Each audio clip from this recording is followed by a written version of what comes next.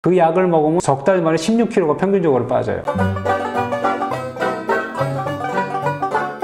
예전에 많이 했던 비만제를 죽이는 맛, 운동하세요. 야, 운동 누가 안 하고 싶어서 하느냐? 못하니까 그렇지. 식욕을 줄이세요. 줄일 수 있다고 줄여지는 거냐? 밤에 먹지 마세요. 뭐 하지 말라는 말은 엄청 많이 하죠. 이게 잘못됐던 얘기더라고요. 그동안은 이제 이 방법을 몰랐어요. 그래서 뭐 배고픔을 참지 못하는 거는 끈기와 결단력의 부족, 그런 정신력 갖고는 비만 치료 할 생각도 하지 마라, 이런 말을 내뱉으면서도 살았고, 환자분들한테 제가 죄송하다고 생각하고 다시 한번 사과드립니다. 배고픔이라고 하는 거는요, 세 가지로 나눌 수 있어요. 과학적으로는 뭐 뇌가 배고픈 거, 장이 배고픈 거 이렇게 나누는 포만감, 공복감, 허전함. 포만감은 음식을 먹으면서 그만 먹어야겠다는 생각. 아, 나 배불러. 이게 이제 포만감이고, 공복감은 아까 밥을 먹고서 배고플 때까지 느끼는 시간이에요. 근데 나는 밥을 먹은 지 1시간밖에 안 돼도 배고파. 그 사람은 공복감이 되게 큰 거죠. 허전함은 사실 배부른 것도 아니야. 그렇다고 배고픈 것도 아니야. 근데 뭔가 먹게 돼. 뭔가 먹지 않으면 허전해. 이런 분들이 되게 많아요. 특히 스트레스성 비만들은 허전함을 못 이겨서 비만이 되는 건데, 배고픔하고 허전함은 조금 달라요. 고객이 가르쳐 준 거예요. 참으니까 괜찮더라고요. 그건 허전한 거래요. 뭐가 먹고 싶어요? 30분만 참아봐요. 참았는데 그다음부터 배가 안 고파지던데요? 그건 허전함인 거예요. 1960년도에 맥린이라는 사람이 뇌는 세 부분으로 이루어졌다라고 구분을 해요. 첫 번째가 딥브레인이라고 해서 속뇌라고 그래요. 뇌관이라든가 소뇌를 얘기하거든요. 기본적으로 꼭 필요한 뇌 기능을 갖고 있어요. 내 몸의 체온을 유지한다든가 맥박을 유지한다든가, 이 정도의 뇌는 최소한으로는 유지가 돼야 되잖아요. 이게 안 되면 죽잖아요. 담배나 술은요, 담배 안 피면 되고 술은 끊으면 돼요. 근데 음식은 끊으면 죽어요. 바로 이런 뇌가 죽기 때문에. 그래서 이 뇌가 되게 중요하고, 두 번째 뇌는 중뇌라고 그래요. 중뇌. 감성을 느끼고 정서적인 뇌라고 그러죠. 우리 몸에 이제 결정이나 이런 걸 다 중뇌에서 해요. 세 번째 뇌가 대뇌 피지라고 하는 게 휴먼 브레인. 사람하고 일부 개, 고양이 정도 이성적인 판단을 하고, 언어라든가 상상, 생각, 의식, 이 세 가지가 다 갖춰져야지 돼요. 이거는 우리가 어쩔 수 없는 뇌예요. 이거 두 가지는. 근데 휴먼 브레인이 없으면 식욕 조절을 하질 못해요. 왜냐하면 여기서 이성적인 판단을 하거든요. 살기 위해서 기본적으로 파충류의 뇌와 포유류의 뇌는 채워주는 거고, 행복해지려고, 기분 좋으려고, 이건 한번 생각해 봐야 되는 거예요. 근데 이런 판단을 하려면 피질에 에너지가 공급이 돼줘야지 돼. 주로 당을 에너지를 쓰는데, 그걸 케톤으로 채워넣으면 이 행복해지려고 하는 뇌가 훨씬 더 발달돼서 조그만 케톤을 가지고도 행복해질 수가 있어요. 그 다음에 그냥 땡겨서, 대표적인 술이죠. 술 열량 대부분 그날 먹은 거 그날 다 소비가 돼요. 안주가 문제인 거죠. 술을 먼저 에너지를 쓰니까 대부분 에너지는 저장이 되는 게 첫 번째 문제고, 뇌 기능이 억제하니까 포만감을 못 느끼게 해요. 지정신으로 먹는 게 아니죠. 평상시에도 술 취하는 사람들이 많은 거예요. 스트레스를 많이 받아서 뇌가 작동을 안 하는 거예요. 포만을 일으키는 시상하부가 억압이 돼버린 거예요. 그 사람은 술을 안 먹었지만 술 취한 사람하고 똑같은 거죠. 그래서 무언가를 먹어야겠다는 생각을 했을 때 한 번 더 생각해 보시는 거예요. 그냥 기분 좋으려고 허전해서 그냥 땡겨서, 이건 다시 한번 생각해 보는 거죠.